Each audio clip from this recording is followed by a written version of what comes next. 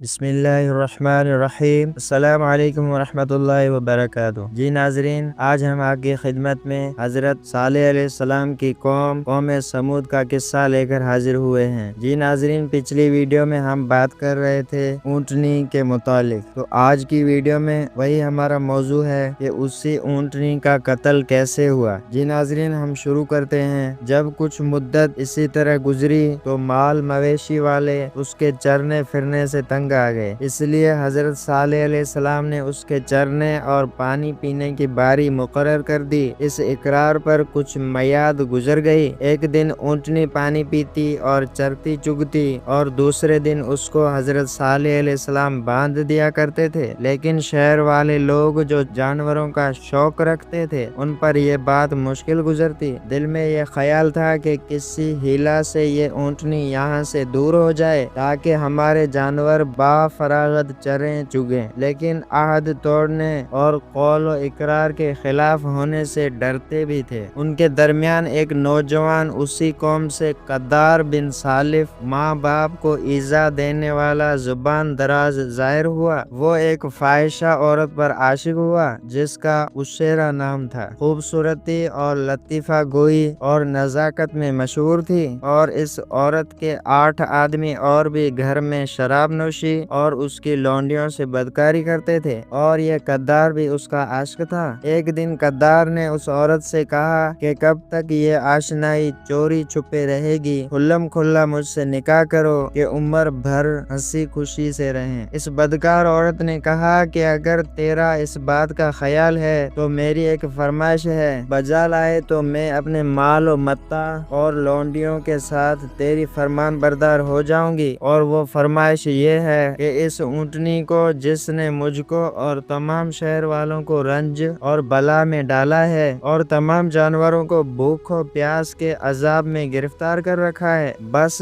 اس اونٹنی کو مار ڈالو اور اس کی کونچیں کاٹ لو، ہم سب اس بلا سے نجات پائیں۔ اس عورت کے اور لوگوں سے زیادہ جانور تھے، اس کی زیادہ کوشش تھی کہ یہ اونٹنی دور ہو جائے، اور اسی طرح ایک دوسری مالدار عورت نے اپنی بیٹی کی لالچ دے کر ایک نوجوان مستع کو اونٹنی کے قتل پر آمادہ کیا۔ غرض یہ ہے کہ اس قدار نابکار اور مستع نے اس ادنا اور خسیس کام کے واسطے ایسے بڑے گناہ کے کرنے کا پختہ ارادہ کر لیا، اور اس اونٹنی کے قتل کی تدبیر میں کوشاں ہوئے۔ اپنے یاروں اور آشناؤں کو بھی اس کام میں اپنا رفیق بنایا۔ پھر ایک دن تنگ گلی میں جو اس اونٹنی کے آنے جانے کا راستہ تھا، گھات میں بیٹھے اور اپنے یاروں کو بھی بٹھایا۔ جس وقت وہ اونٹنی چراگاہ سے واپس لوٹی تو مصدع بن سالف، جو اس عورت کا چچا زاد بھائی تھا اور وہ بھی اس عورت سے بدکاری کرتا تھا، اس نے سب سے پہلے اس اونٹنی کی پیشانی پر تیر مارا۔ پھر دوسرے نمبر پر 7 آدمی تلواریں کھینچ کر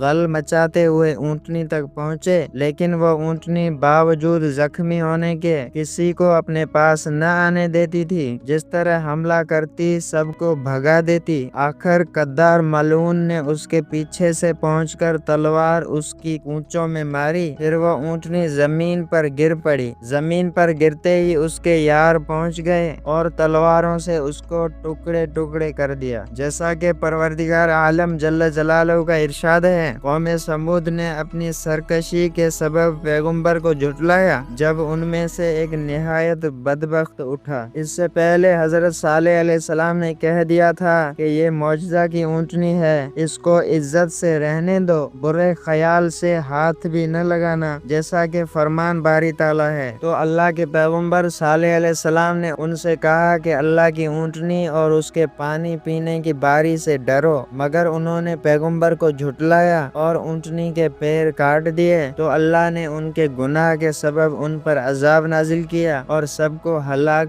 کر کے برباد کر دیا، اور اس کو ان کے بدلہ لینے کا کچھ بھی ڈر نہیں۔ اور سورہ قمر میں ارشاد ہے، پکارا انہوں نے اپنے ساتھیوں کو، پس پاؤں کاٹ ڈالے اونٹنی کے پیچھے سے۔ جب اس اونٹنی کا بچہ آیا تو وہ اپنی ماں کی حالت دیکھ کر بھاگا اور اسی پہاڑ پر جا چڑھا جہاں سے اونٹنی پیدا ہوئی تھی، مہلت کے صرف 3 دن۔ یہ خبر حضرت صالح علیہ السلام کو پہنچی تو افسوس کرتے ہوئے باہر نکلے اور شہر والوں کو فرمایا کہ تم نے خدا کے عذاب کو اپنے اوپر لازم کروا دیا۔ اب بھی بچاؤ کی ایک صورت ہے کہ میرے ساتھ چلو اور اونٹنی کے بچے کو اپنے شہر میں واپس لاؤ اور اس کو خوش رکھو تاکہ تم کو پروردگار عالم عذاب سے بچائے۔ غدار، نابکار اور دوسرے کافروں نے اس بات کو نہ مانا اور اس کی حقیقت کو بھی نہ جانا۔ پھر حضرت صالح علیہ السلام ماں اور مسلمانوں کے اونٹنی کے بچے کو لانے کے لیے پہاڑ پر گئے۔